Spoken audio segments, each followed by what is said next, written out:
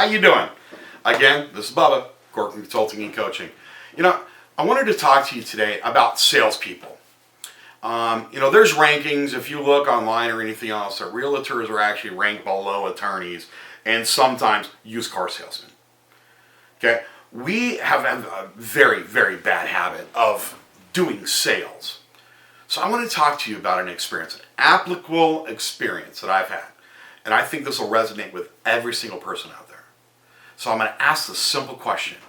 Have you ever thought about buying a big screen TV? And you did it. Raise your hand. Okay? I did. So I want you to picture this. You wake up in the morning and you say, man, I want that 70-inch TV.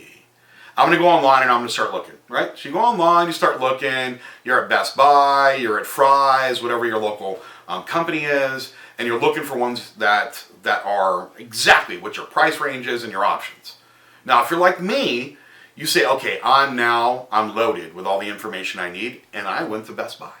This is a true life story that I'm going to show you applicable into sales.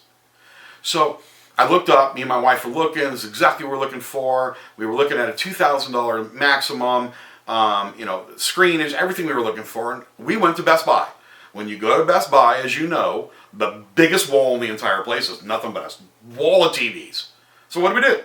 We walked up to the TVs, and we were looking, okay, we saw that one online, we were looking at that one, and all of a sudden, this person appears with a blue shirt and little yellow writing. It says Best Buy.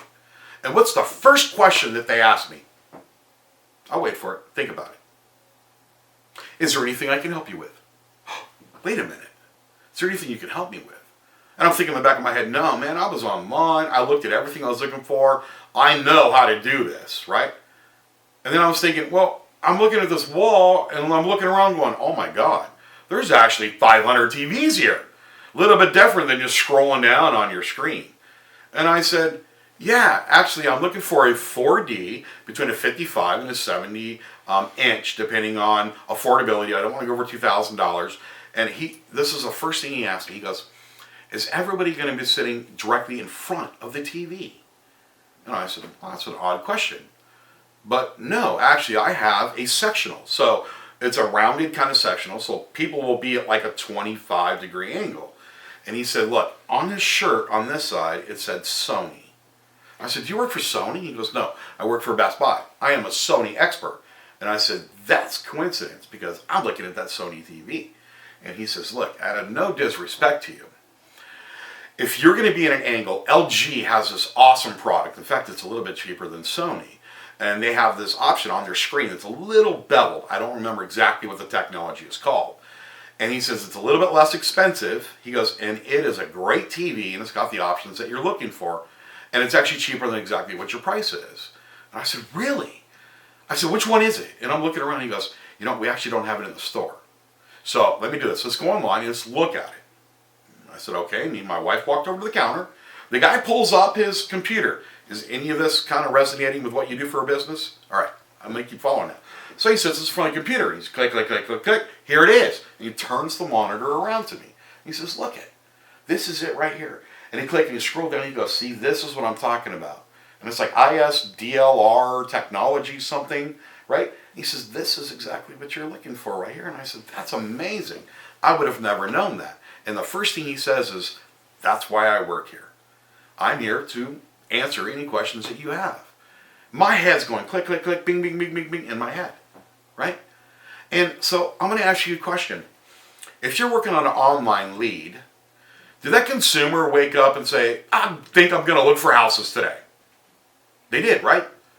They're looking for houses. That's why they went online. And they go online and they're click, click, click, click, click, click. And they're only good at finding the exact same thing I did. This price range, that's the TV I'm looking for. Because I didn't have an expert to ask me the questions. So here is my one question to you. Do you need to be a salesperson in real estate? Now here's the answer. No, you don't. In fact, in real estate, what we have to be is solution providers. Well, that's a magical term. Most of you've never even heard that before. A solution provider. So as I go into Best Buy, I'm looking at a TV at a price and a brand. That's exactly what I'm looking for. Isn't that what happens By the time a consumer goes on to Zillow, Realtor.com, Boomtown, Commissions Inc., Tiger Leads, Yolopo, Prime Seller Leads, any of these lead gens that are out there, conversion, okay? They find that one house, and that's why they're calling you. It's on that one house. So do you need to sell them on that house? No, you don't need to sell them. You need to be a solution provider. And you need to ask the right questions. Just like that guy did on a TV. A $2,000 purchase, average medium home sale, $320,000. See the difference? If you ask the right questions, you're going to get the right answers. However, we attack it as salespeople. You want that house? I'm going to show you that house. We're going to get you to that house. So I take a step back and say, what is really our goals in life? Well, when somebody calls my office and wants to see a home, I know they're interested in buying a home. Everybody agree with that? Yes, everybody wants to buy a home. However, there's this thing called fiduciary responsibility. That's a very interesting term. And why is that on all the agreements when we have a buyer sign it or a seller sign it? What does a fiduciary responsibility mean? Well, that means I'm going to protect you legally. But if you take that one step further, does that mean that I need to be here to balance the two decisions that happen in all real estate sales? An emotional and a business decision. So let's talk about the two of them. A business decision is just like me saying, I can pay $2,000 for that TV. I was pre-qualified for that TV. That was my budget. However, I bought a TV that was $200 cheaper because it was his fiduciary responsibility not to maximize what I was willing or qualified to buy. It was what was best for me. Business decision. Now, the emotional aspect of real estate. This is the most tricky part of it. Everybody, I don't care if you're a C personality, a D personality, an I personality, or an S personality. You all have an emotion, especially on a $350,000 purchase. There is an emotional connection to a property. You don't buy a house just based on business decisions. There's got to be, unless it's an investment property, okay, then that's excluded. Besides that, you're going to go buy your first home, you got to have an emotional attachment to it. So fiduciary responsibility means legal, business, and emotional stability that you have got to provide to your client. So I'll give you a perfect example. A business decision is usually made online. When they're online searching for houses, if you think about it, what's the first search criteria they always look for? I'm looking for a house between the price of $200,000 and $300,000 with a 2-bedroom, 1 bath. Look, and they start narrowing the way down. But the first search that all consumers go to is the price range. Interesting, isn't it? And there's only about 30% of all buyers that ever get pre-qualified before they even contact the realtor.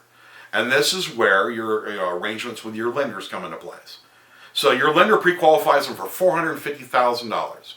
Is it right for you to go back to that person looking at $350,000 and saying, you're approved for $450,000. Let me show you what you get for that. That's not really a fiduciary responsibility, is it? Because we're not protecting the business decision. Instead, we need to get what their list of criteria they're looking for. Their comfortable price range. What's your comfortable amount you're looking at paying on a monthly basis? Get that number. Because it's not always the value of the house. It's the comfortable amount they're willing to pay. Because in some places, higher taxes, higher HOAs, Melrose, everything gets considered. So don't take yourself out of that educational, the solution provider mode. Think of the big picture. Okay? And so we talked about online leads. Now let's talk about IVR, or sign calls. A sign call is an emotional decision. You know why? Because if you're one of our coaching clients, we tell you, don't put the list price on the flyers. Why is that? One, you have to keep paying to have the flyer reprinted every single time you change the price. Okay? And one, we don't do list price reductions. We do market adjustments. You can use that term. So an emotional decision is made when somebody's driving down the street and they say, I love that house. The white picket fence, look at the roses, it's a 2-story, it's amazing. I love the neighborhood, it's at a cul-de-sac. I know this is in the school district. That's the emotional decision. Now, this is the hardest one to overcome. Because when somebody, especially if they're an I or S personality, they get attached to that house, it's very difficult to unattach them from the house. And that's why we have to come in with the business part of it. So you looked at that house, it's amazing. It's within your price range, $325,000. You wanted $400,000. So let me ask you a question. What's the biggest thing you like about that house? That's the first thing you ask. And what's the first thing you always say? I love the looks of it. This is where your fiduciary responsibility has to come back in. This is an emotional decision that you're making, Mrs. Smith. Now, we have to balance emotional with business decisions. I will put this as your favorite on your list. However, we need to look at other houses within this price range that has amenities and sometimes more amenities than exactly what you're looking for. I'm not going to maximize their price range. I'm going to look within it and give them other options. I don't walk into a car lot, walk in and say, I want that car. I look and say, oh, look it. There's that color, there's that color, there's that color, that's color. This is a 2015, that's a 2016. What's the difference? Same thing as a house. You can't let them buy emotionally. You have to protect them. Because here's the problem. The problem is, you know what? You're after for a paycheck. And if you're after for a paycheck and you just sell them that house, that's the only house you're ever going to sell them. Because when they get into that house, they're going, damn, we overpaid for that house. I'm living for my house. This is a hard monthly payment. Because here's the question that I have. What's the number one thing that has to be done with every single client? They have to have an experience that they have immersed themselves into the process, where they're going to go to work the next day and say, let me tell you what my agent did for me. Let me tell you what my lender did for me. Let me tell you why this agent is the best one in this community. They could have sold me $400,000 houses. They could have sold me the exact one I looked for. I didn't know there was other options. Zillow and Realtor.com do not provide all options, as we know this. A Zestimate, yeah, exactly. I need not say more. However, there are great leads that come from them if done correctly. So remember the term. You are a solution provider. You're a dream maker. It is your job to make that home buying experience, that first-time home buyer's dream, come true. It's not about the money. It's about giving them the experience that they'll tell all their friends and family and coworkers. Give them the experience that they can afford a monthly payment to be able to get them in their house of their dreams. And that's how we do business. All of you think of a client as a single sale. I sell 7 for every single person that I close. I'm going to sell that one every 7 years, a new house and a new house, and get at least 2 referrals from each one of them, and goes down the road. It turns into 20 or 30 at the end of the day. My company's ran on a 58% referral and past client program. So I save a lot of money on marketing and advertising because the value that I provide to my clients is top tier and unbeatable. So make sure that you're giving your clients the exact same experience, and they'll come back to you. So everybody, write this down.